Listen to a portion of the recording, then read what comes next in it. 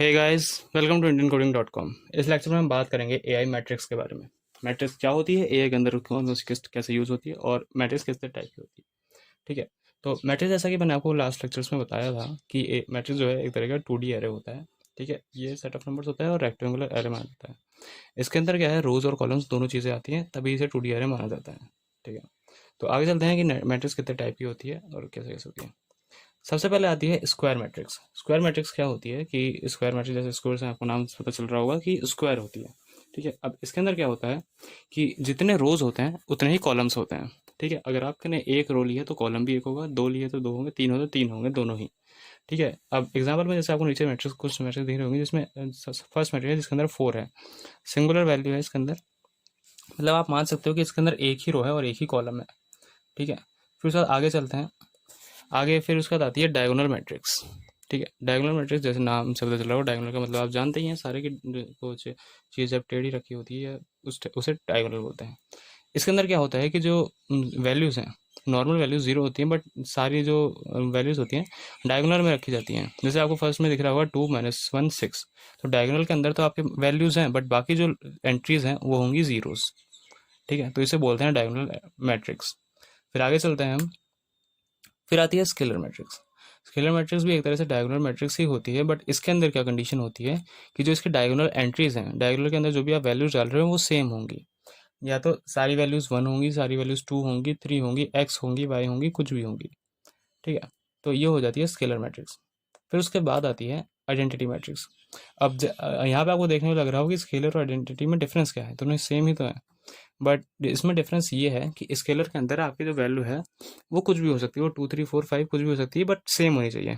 Identity matrix के अंदर ऐसा होता है कि जो नॉन डायगोनल वैल्यूज़ हैं वो तो जीरो होंगी, नॉन डायगोनल एंट्रीज जो हैं जो डायगोनल में नहीं है वो सारी तो जीरो होंगी, बट जो डायगोनल एंट्रीज हैं वो केवल 1 होंगी। डायगोनल की वैल्यू जो है वो केवल 1 होंगी, इसमें सिर्फ 1 यूज़ होगा।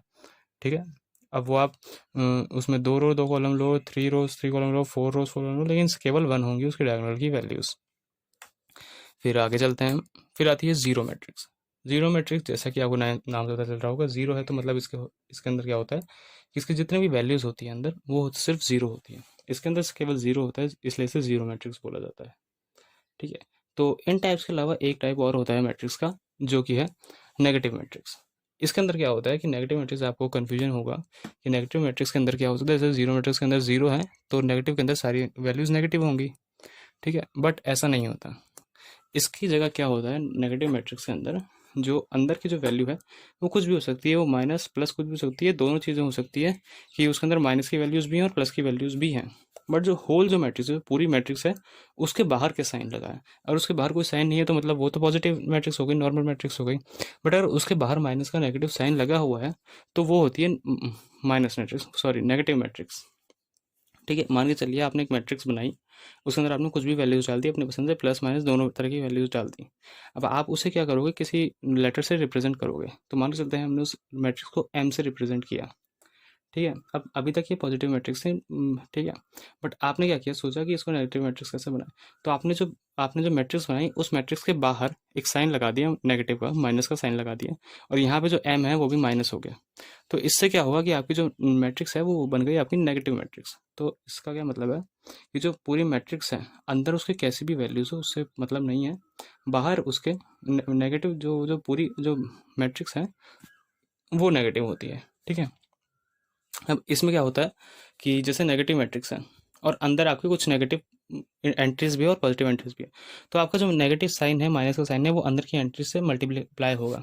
तो जो माइनस जो वैल्यूज़ थी वो प्लस हो जाएंगी और जो प्लस की वैल्यूज़ थी वो माइनस हो जाएगी। फिर उसके बाद ये क्या होगा, ये एक नॉर्मल मैट्रिक्स बन जाएगी, पॉजिटिव मैट्रिक्स बन जाएगी, क्योंकि इसके जो बाहर का साइन है वो अंदर मल्टीप्लाई होकर उसने अंदर के जो अंदर वाले साइंस को चेंज कर दिया। फिर उसके बाद जो मैट्रिक्स है वो नेगेटिव मैट्रिक्स नहीं रहती। तो आज के लिए इतना ही। Hope you got all the points in the lecture, and still if you have any queries you can put it in the Q&A section. Thank you.